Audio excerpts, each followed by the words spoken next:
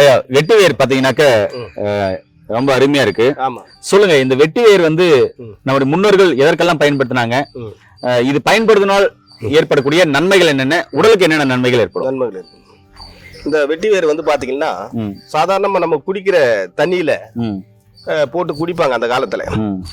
உடல் சூட்டை தணிப்பதற்காகவும் கண் எரிச்சல், வயிற்று எரிச்சல் இது போன்ற உடலில் ஏற்படுகின்ற எரிச்சலை தடுப்பதற்காக அந்த காலத்தில் வெட்டி வேரை ஒரு பானையில் தண்ணி வைத்து அந்த பானைக்குள் வெட்டி வேர், சந்தனக்கட்டை, நன்னாரி வேர் இது மூன்றும் முடிச்சு போட்டு அந்த பானைக்குள்ளே வைத்து அது நிரம்ப தண்ணி ஊற்றி அந்த தண்ணியை குடிச்சிட்டே வருவாங்க. அப்படி குடிக்கும்போது தண்ணியில் இருக்கிற தோஷமெல்லாம் விலகி உடலுக்கு தேவையான எல்லா ஆற்றலையும் கொடுத்து உடல் சூட்டை தணித்து உடம்பை ஆரோக்கியமாக வைத்துக் கொள்ளுகின்ற ஒரு ஆற்றலை இந்த வெட்டி வேர் கொடுக்கும்.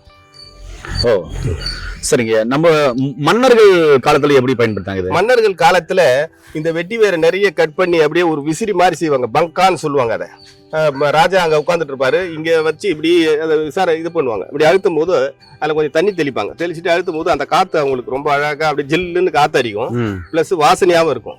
அதை சுவாசிக்கும் போது நுரையீரலுக்கு ரொம்ப ஆரோக்கியமா இருக்கும். அதனால வந்து அந்த பங்கான்னு சொல்லுவாங்க, அதை அப்படி விசிறுவாங்க ராஜாக்களுக்கு. அதுல வந்து இந்த வெட்டி வேர் ரொம்ப பயன்பட்டது.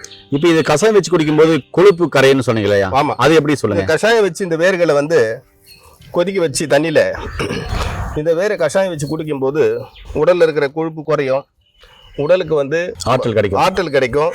அப்பேற்பட்ட ஒரு மூலிகை தான் வெட்டி வேர். சரிங்க. இப்போ ஒரு நிலம் கெட்டு போச்சுனாக்க இது எப்படி பயன்படுத்துவாங்க? ஒரு நிலம் கெட்டு போகும்போது அந்த மண்ணுல வந்து ஒரு கெமிக்கலோ இல்ல ஒரு பிளாஸ்டிக்கோ வேற மாதிரி சில கெமிக்கல்னால அந்த மண்ணு தன்மை கெட்டு போச்சு, அங்க செடி வச்சா செடி வரல, பயிர் செய்ய முடியல அப்படின்னு சொல்லும் பொழுது இந்த வெட்டி வேரை நிறைய வெட்டி எடுத்துட்டு வந்து அந்த மண்ணுக்குள்ள புதைச்சி வச்சிட்டோம்னா ஒரு ஆண்டுல அந்த மண்ணுடைய தன்மை மறுபடியும் புதுப்பித்து அந்த மண்ணுடைய தன்மை மாறி நல்ல மண்ணாக மாறிவிடும். அப்பேற்பட்ட ஒரு ஆற்றல் கொண்டு தான் இந்த வெட்டி வேர். சரிங்க. இதுல வேற ஏதாவது இன்னும் மருத்துவ தகவல் இருக்குங்களா? இன்னும் மருத்துவ தகவல், இந்த தழையை கட் பண்ணி நம்ம டீ மாதிரி போட்டு குடிச்சிட்டு வரலாம். குடிக்கும் போது உடல்ல வந்து அந்த கெட்ட டாக்ஸின்ஸ் எல்லாம் வெளியேற்றும்.